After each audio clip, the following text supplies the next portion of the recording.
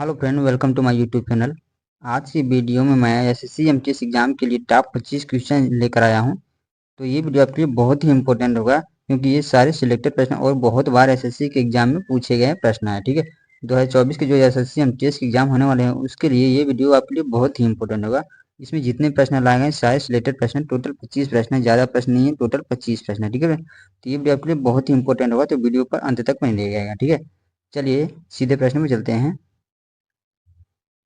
बिहू लोक नृत्य किस राज्य से संबंधित है? फ्रेंड बताइए, बिहू लोक नृत्य किस राज्य से संबंधित है? वेरी वेरी इंपॉर्टेंट प्रश्न है।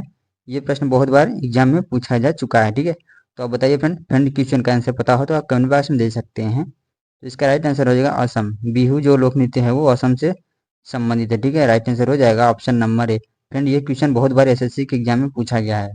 चलिए नेक्स्ट, भाखड़ा कहाँ का लोकप्रिय लोक नृत्य है?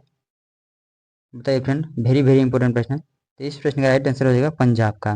भाखड़ा जो डांस है वो सबसे लोकप्रिय जो है वो पंजाब का लोक नृत्य है। ठीक है, तो आप इसको याद रखिएगा, बहुत ही इंपॉर्टेंट है। ऑप्शन नंबर ई करेक्ट आंसर हो जाएगा। चलिए अगले प्रश्न में चलते हैं। अगला प्रश्न है, विश्व कप फुटबॉल का प्रथम विजेता देश कौन था? फ्रेंड बताइए, विश्व कप फुटबॉल का प्रथम विजेता देश। वेरी वेरी इंपॉर्टेंट है दोस्त, बताइए फ्रेंड। तो राइट आंसर हो जाएगा उरुग्वे। ठीक है, उरुग्वे एक देश है जो विश्व फुटबॉल का प्रथम विजेता देश है। ठीक है, चलिए इसके इंपॉर्टेंट पॉइंट देख लेते हैं, इसको समझ में आ जाएगा। फीफा ने पहली बार 1930 ईस्वी में मोंटेवीडियो में विश्व फुटबॉल चैंपियनशिप का आयोजन किया था। मोंटेवीडियो उरुग्वे की राजधानी। ठीक है, आप इसको याद रखिए। मेजबान और टूर्नामेंट से पहले ये उरुग्वे देश जो है वो मेजबान देश है। ठीक है, 1930 ईस्वी में जब फुटबॉल चैंपियन किया गया था तो उरुग्वे देश में ही मेजबानी की गई थी। ठीक है, तो आप इसको याद रखिएगा। 68,346 लोगों के सामने अर्जेंटीना को 4-2 से हराया था। विश्व कप जीतने वाला पहला देश बन गया। ठीक है, तो आप इस प्रकार इसको याद रखिए। उरुग्वे विश्व फुटबॉल चैंपियन का पहला देश है और 1930 ईस्वी में आयोजन किया गया था। कहाँ किया था? उरुग्वे में किया गया था। ठीक है, चलिए नेक्स्ट प्रश्न में चलते हैं। 1857 का विद्रोह कहाँ से प्रारंभ हुआ था? फ्रेंड बताइए, 1857 का विद्रोह कहाँ से प्रारंभ हुआ था? वेरी इंपॉर्टेंट प्रश्न। तो राइट आंसर हो जाएगा मेरठ से। ठीक है फ्रेंड, 1857 का जो विद्रोह स्टार्ट हुआ था वो स्टार्टिंग पॉइंट मेरठ से था। ठीक है, तो आप इसको याद रखिए, option number C correct answer हो जाएगा। चलिए नेक्स्ट, 1857 के विद्रोह का तात्कालिक कारण क्या था? बताइए फ्रेंड फटाफट। फ्रेंड इस क्वेश्चन का आंसर आपको देना होगा। ठीक है, आप जरूर बताइएगा मुझे। चलिए अगले प्रश्न में चलते हैं। भारत का सबसे ऊंचा नदी बांध कौन सा है? बताइए फ्रेंड, भारत का सबसे ऊंचा नदी बांध कौन सा है? वेरी वेरी इंपॉर्टेंट प्रश्न है। राइट आंसर हो जाएगा टिहरी बांध। ठीक है, option number D correct answer हो जाएगा। फ्रेंड ये एमसीक्यू बेस्ड क्वेश्चन है जो आपकी परीक्षाओं के लिए बहुत ही इंपॉर्टेंट है। चलिए नेक्स्ट, भारत का सबसे लंबा बांध कौन सा? फ्रेंड बताइए, भारत का सबसे लंबा बांध कौन सा है? राइट आंसर हो जाएगा हीराकुंड बांध। ठीक है, तो यहाँ पर पूछा जाता है एक प्रश्न और कि हीराकुंड बांध किस राज्य में स्थित है? तो हीराकुंड बांध उड़ीसा राज्य में स्थित है। कहाँ पर है फ्रेंड? उड़ीसा राज्य में स्थित है। उड़ीसा राज्य में जो महानदी है, महानदी पर हीराकुंड बांध बनाया गया। ठीक है, तो आप इसको भी याद रखिए। Option number C correct answer हो जाएगा इस प्रश्न का। चलिए नेक्स्ट, नागार्जुन सागर बांध भारत के किस राज्य में स्थित है? बताइए फ्रेंड, वेरी इंपॉर्टेंट प्रश्न है। तो राइट आंसर हो जाएगा आंध्र प्रदेश में। ठीक है, option number B correct answer हो जाएगा। चलिए अगले प्रश्न पर चलते हैं। निम्न में से सर्वाधिक तेज गति का प्रिंटर कौन सा है? निम्न में से सर्वाधिक तेज गति का प्रिंटर है कौन सा है? फ्रेंड बताइए। राइट आंसर हो जाएगा लेजर प्रिंटर। ठीक है, लेजर प्रिंटर जो सर्वाधिक तेज गति से किसी भी दस्तावेज को प्रिंट करता है। ठीक है, राइट आंसर हो जाएगा ऑप्शन नंबर ए। चलिए नेक्स्ट, कोबोल भाषा किस लिए उपयोगी है? बताइए फ्रेंड, जो कंप्यूटर में हम कोबोल भाषा यूज करते हैं वो किसके लिए उपयोगी होता है? मतलब किस कार्य में किया जाता है? व्यवसायिक कार्य, ग्राफिक कार्य, वैज्ञानिक कार्य, इसमें से कोई नहीं। तो राइट आंसर हो जाएगा व्यवसायिक कार्य में। ठीक है, जो कोबोल हम भाषा यूज करते हैं कंप्यूटर में वो व्यवसायिक कार्य के लिए यूज करते हैं। ठीक है, option number A correct answer हो जाएगा। कंप्यूटर से संबंधित प्रश्न है फ्रेंड। चलिए नेक्स्ट, नेक्स्ट है भारतीय संविधान की कौन सी व्यवस्था इंग्लैंड से ली गई है? बताइए फ्रेंड फटाफट, वेरी इंपॉर्टेंट प्रश्न है। राइट आंसर हो जाएगा संसदीय प्रणाली। ठीक है, भारतीय संविधान की जो व्यवस्था इंग्लैंड से ली गई वो संसदीय प्रणाली को ली गई। ठीक है, option number A correct answer हो जाएगा। चलिए नेक्स्ट, भारतीय संविधान में मौलिक कर्तव्य का विचार किस देश से लिया गया है फ्रेंड बताइए। भारतीय संविधान में मौलिक कर्तव्य का विचार किस देश से लिया गया है? राइट आंसर हो जाएगा रूस के संविधान से। ठीक है, option number C correct answer हो जाएगा। तो आप इसको याद रखिए, बहुत ही इंपॉर्टेंट प्रश्न है आपकी परीक्षाओं की दृष्टि से। चलिए नेक्स्ट, भारत की संघीय व्यवस्था किस देश की संघीय व्यवस्था से अधिक समानता रखती है फ्रेंड बताइए। किस देश की संघीय व्यवस्था से अधिक समानता रखती है? तो राइट आंसर हो जाएगा इसका ऑप्शन नंबर बी कनाडा। भारत की जो संघीय व्यवस्था है वो कनाडा देश की संघीय व्यवस्था से समानता रखती है। ठीक है, option number B correct answer हो जाएगा। फ्रेंड ये भी प्रश्न बहुत इंपॉर्टेंट है, बहुत बार एसएससी के एग्जाम में पूछा गया प्रश्न है। चलिए नेक्स्ट, भारत में डाक व्यवस्था शुरू करने वाला ब्रिटिश गवर्नर जनरल कौन था फ्रेंड बताइए। वेरी इंपॉर्टेंट प्रश्न है। तो राइट आंसर हो जाएगा लॉर्ड डलहौजी। ठीक है, सबसे पहले डाक व्यवस्था का जो चलन किया गया था वो लॉर्ड डलहौजी के द्वारा किया गया था। ठीक है, ऑप्शन नंबर एक करेक्ट आंसर हो जाएगा। चलिए नेक्स्ट, सुगौली की संधि 1816 ईस्वी में किनके बीच संपन्न हुई थी बताइए फ्रेंड। सुगौली की संधि 1816 ईस्वी में हुई थी, किनके किनके बीच संपन्न हुई थी? तो इस प्रश्न का राइट आंसर हो जाएगा ईस्ट इंडिया कंपनी और नेपाल के बीच। ठीक है, तो ऑप्शन नंबर एक करेक्ट आंसर हो जाएगा। चलिए इसके इंपोर्टेंट पॉइंट देख लेते हैं, आपको प्रश्न समझ में आ जाएगा।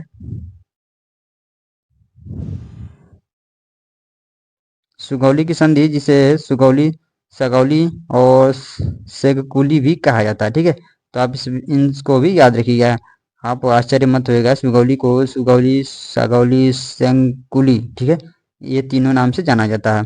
चलिए नेक्स्ट चलते हैं, नेपाल की सीमा रेखा स्थापित करने वाली संधि 1814 से 16 के एंग्लो नेपाली युद्ध के बाद ईस्ट इंडिया कंपनी और गुरु गजराज मिश्रा के बीच 4 मार्च 1816 ईस्वी को इस संधि पर हस्ताक्षर हुई थी। ठीक है, तो आप इस सभी पॉइंटों को याद रखिएगा, वेरी इंपॉर्टेंट पॉइंट है आपकी परीक्षाओं की दृष्टि से। चलिए फ्रेंड इसी के साथ अगले प्रश्न में चलते हैं। फ्रेंड इसमें जितने प्रश्न आएंगे सारे मोस्ट और सिलेक्टेड प्रश्न बहुत बार एसएससी के एग्जाम में पूछे गए हैं, तो आप इस वीडियो को अंत तक जरूर देखिएगा। मुख्यतः किसके प्रयास से सती प्रथा का उन्मूलन हुआ था फिर बताइए। किसके प्रयास से सती प्रथा का उन्मूलन हुआ था? राइट आंसर हो जाएगा राजा राम मोहन राय के द्वारा। ठीक है, option number B correct answer हो जाएगा। चलिए अगले प्रश्न में चलते हैं। निम्न में से सबसे प्राचीन वाद्य यंत्र कौन सा है बताइए फ्रेंड। निम्न में से सबसे प्राचीन वाद्य यंत्र कौन सा है? राइट आंसर हो जाएगा वीणा।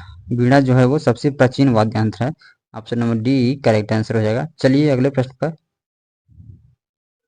निम्नलिखित में से कौन सा वाद्य यंत्र बिना तार का है बताइए फ्रेंड। कौन सा वाद्य यंत्र बिना तार का है? राइट आंसर हो जाएगा ट्रम्पेट। ठीक है, ट्रम्पेट जो है एक वाद्य यंत्र है और जो बिना तार का होता है। ठीक है, option number B C correct answer. ठीक है, चलिए नेक्स्ट, ग्रेसर का नियम किससे संबंधित है फ्रेंड बताइए। यह इकोनॉमिक्स से संबंधित है, यह प्रश्न जो है इकोनॉमिक्स से संबंधित है फ्रेंड। ग्रेसर का नियम किससे संबंधित है बताइए। राइट आंसर हो जाएगा मुद्रा के प्रचलन से। ठीक है, option number C correct answer हो जाएगा। ग्रेसर का जो नियम है, ग्रेसर एक वैज्ञानिक थे इकोनॉमिक्स के, तो ये मुद्रा के प्रचलन के बारे में बताए थे ग्रेसर के नियम में। ठीक है, option number C correct answer हो जाएगा। चलिए अगले प्रश्न पर, निम्न में से कौन मुद्रा का कार्य नहीं फ्रेंड बताइए। निम्न में से कौन मुद्रा का कार्य नहीं है? सही उत्तर हो जाएगा मूल्य का स्थिरीकरण। ठीक है, मूल्य का स्थिरीकरण जो है वो मुद्रा का कार्य नहीं। ठीक है, और मूल्य का मापन, हस्तांतरण, मूल्य का संचय ये मुद्रा का कार्य है। ठीक है, option number D correct answer हो जाएगा इसका। चलिए नेक्स्ट, निम्न में से कौन सी घटना प्रकाश और ध्वनि दोनों में घटित नहीं होती है बताइए फ्रेंड। वेरी वेरी इंपॉर्टेंट प्रश्न है। तो इस प्रश्न का राइट आंसर हो जाएगा ध्रुवण। ठीक है, ध्रुवण जो है वो प्रकाश और ध्वनि दोनों में नहीं घटित होती है। ठीक है, और सभी जो विवर्तन, परावर्तन, अपवर्तन वो प्रकाश और ध्वनि दोनों में घटित होती है। ठीक है, option number B correct answer हो जाएगा इस प्रश्न का। चलिए अगले प्रश्न में चलते हैं। किसी अवरोध की कोर से प्रकाश का मुड़ना क्या कहलाता है फ्रेंड बताइए। किसी अवरोध की कोर से प्रकाश का मुड़ना क्या कहलाता है? चार ऑप्शन आपके सामने दिया गया फ्रेंड, साइंस से संबंधित प्रश्न है। राइट आंसर हो जाएगा इसका विवर्तन। ठीक है, यहाँ पर टिक भी लगा दिया गया है, option number B correct answer हो जाएगा। चलिए नेक्स्ट, प्रत्यावर्ती धारा को दिष्ट धारा में किसके द्वारा बदला जाता है? बताइए फ्रेंड। तो राइट आंसर हो जाएगा रेक्टिफायर के द्वारा। ठीक है, प्रत्यावर्ती धारा को दिष्ट धारा में वो रेक्टिफायर द्वारा बदला जाता है। ठीक है, और रेक्टिफायर को हिंदी में दिष्टकारी भी कहते हैं। ठीक है, तो आप इसको भी याद रखिएगा। प्रत्यावर्ती धारा को हिंदी में प्रत्यावर्ती धारा को दिष्ट धारा में रेक्टिफायर द्वारा बदला जाता है, और रेक्टिफायर को हिंदी में दिष्टकारी भी कहा जाता है। ठीक है, तो आप इसको भी याद रखिए, वेरी इंपॉर्टेंट प्रश्न है। चलिए नेक्स्ट है, पदार्थ के परमाणविक सिद्धांत का प्रतिपादन सर्वप्रथम किसने किया था? बताइए फ्रेंड, परमाणविक सिद्धांत का प्रतिपादन सर्वप्रथम किसने किया था? तो राइट आंसर हो जाएगा जॉन डाल्टन के द्वारा किया गया था। ठीक है, option number B correct answer हो जाएगा। ठीक है, चलिए फ्रेंड क्वेश्चन नंबर 25 पर, परमाणु के नाभिक का आकार लगभग कितना होता है? बताइए फ्रेंड, परमाणु के नाभिक का आकार लगभग कितना होता है? तो इस प्रश्न का राइट आंसर हो जाएगा 10⁻15 मीटर। ठीक है, परमाणु के नाभिक का आकार जो होता है 10⁻−15 मीटर होता है। ठीक है, तो आप इसको याद रखिए, वेरी इंपॉर्टेंट प्रश्न है आपकी परीक्षाओं की दृष्टि से। फ्रेंड इसमें टोटल 25 प्रश्न आ गया था। आप मुझे कमेंट करके जरूर बताइए आपके कितने प्रश्नों का आंसर सही था। ठीक है, तो आज की वीडियो में बस इतना, मिलेंगे अगली वीडियो में, तब तक के लिए थैंक यू।